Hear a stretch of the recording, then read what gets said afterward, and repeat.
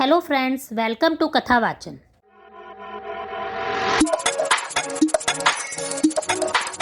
आज इस वीडियो में हम आपको करवा चौथ की कथा सुनाएंगे। करवा चौथ का व्रत सभी महिलाओं का पसंदीदा व्रत होता है। करवा चौथ को सभी चौथों में सबसे बड़ा माना जाता है और इसका व्रत हर साल कार्तिक मास की कृष्ण पक्ष की चतुर्थी को किया जाता है। इस दिन सभी महिलाएं निर्जला व्रत करती हैं तथा सभी महिलाएं इस व्रत पर अपने हाथों में मेहंदी भी लगवाती हैं। महिलाएं यह व्रत अपने पति की लंबी आयु के लिए करती हैं। इस दिन करवा चौथ की कथा सुनने का भी बहुत महत्व माना जाता है। करवा चौथ की कथा। एक साहूकार के 7 बेटे और एक बेटी थी। सातों भाई अपनी बहन के साथ रहकर खाना खाते थे। कार्तिक लगते ही करवा चौथ आई। भाई अपनी बहन से बोले, आ बहन खाना खा ले। बहन बोली, आज तो मेरा करवा चौथ का व्रत है, मैं चांद देखकर खाना खाऊंगी।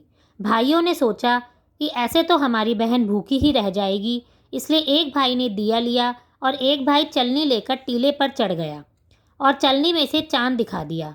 भाई बोले, बहन चांद उग गया, अर्घ दे ले। बहन बोली, आओ भाभियों अर्घ दे लो। भाभियाँ बोली, ननद जी अभी तो आपका चांद उगा है, हमारा तो रात को उगेगा।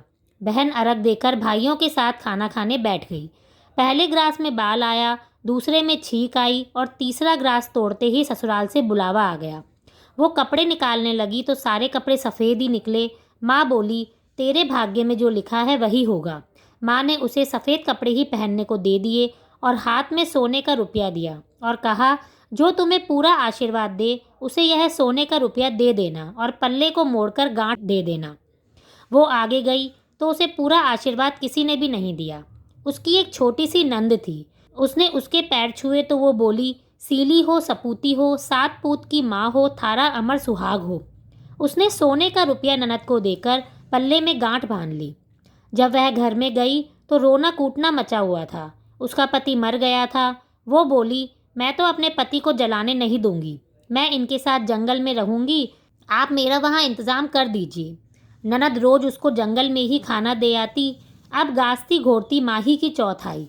करवा ले, भाइयों की बहन करवा ले, दिन में चांद उगानी करवा ले, बहुत भूखी करवा ले।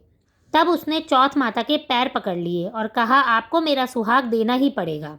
चौथ माता ने कहा, मुझसे बड़ी बैसाख की चौथ आएगी, तुम उनके पैर पकड़ लेना।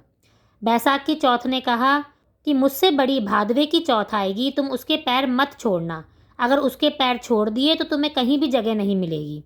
जब भादों की चौथ आई तो उसने उसके पैर पकड़ लिए। चौथ माता ने कहा कि तुझे इतनी शिक्षा कौन दे गया? तो वह बोली, माँ मुझे किसी ने कुछ नहीं बताया, आप ही बताओ मैं क्या करूँ।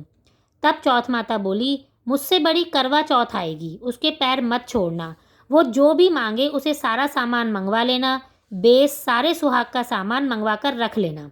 दूसरे दिन ननद रोटी देने आई तो वो बोली, ननद जी काजल मेहंदी बिंदी रोली मोली सारा सुहाग का सामान और एक बेस भी लाकर मुझे दे देना। ननद ने सारा सामान उसे लाकर दे दिया। कार्तिक की करवा चौथ आई। करवा ले, दिन में चांद देखनी करवा ले, बहुत भूखी करवा ले। तब उसने चौथ माता के पैर पकड़ लिए। चौथ माता ने कहा कि छोड़ पापन, तू मेरे पैर पकड़ने के लायक नहीं है। उसने कहा, माँ आपको मेरा सुहाग देना ही पड़ेगा। चौथ माता ने कहा, बोल तेरे पास सुहाग की क्या चीज़ है? वो बोली, माँ आप मांगो वो सारी चीज़ है। चौथ माता बोली, रोली मोली सठेली गठेली पताशा गेहूँ करवा जलेबी ला। उसने सारी चीज़ें निकाल कर दे दी। माता बोली, तुझे ये सब कौन बता के चला गया? उसने कहा, माँ मुझे जंगल में कौन बताएगा, मुझे तो सारा ज्ञान आपने ही दिया है। माता को उस पर दया आ गई। उन्होंने सारी सुहाग की चीज़ों को घोलकर छींटा मार दिया तो उसका पति अकड़कर बैठ गया और जाते हुए माता ने झोपड़ी को लात मारी तो महल मंदिर बन गए। सुबह ननद खाना देने आई तो वो बोली, मेरे भाई भाभी कहाँ चले गए? भाभी ने आवाज़ लगाई, ननद जी आओ बैठो। ननद ने कहा, भाभी ये सब कैसे हुआ? भाभी बोली, रात में चौथ माता आई थी, वो ही ये सब करके गई है। जाओ ननद जी, माता जी को बोलो कि पुरानी चौथ को उजलवाओ और नई गढ़ाओ और हमें गीत गाते लेने आओ। ननद माँ को जाकर बोली, माँ भाभी ने तो भाई को जिंदा करवा दिया और भाभी ने कहा है उनको गीत गाते हुए लेने जाओ।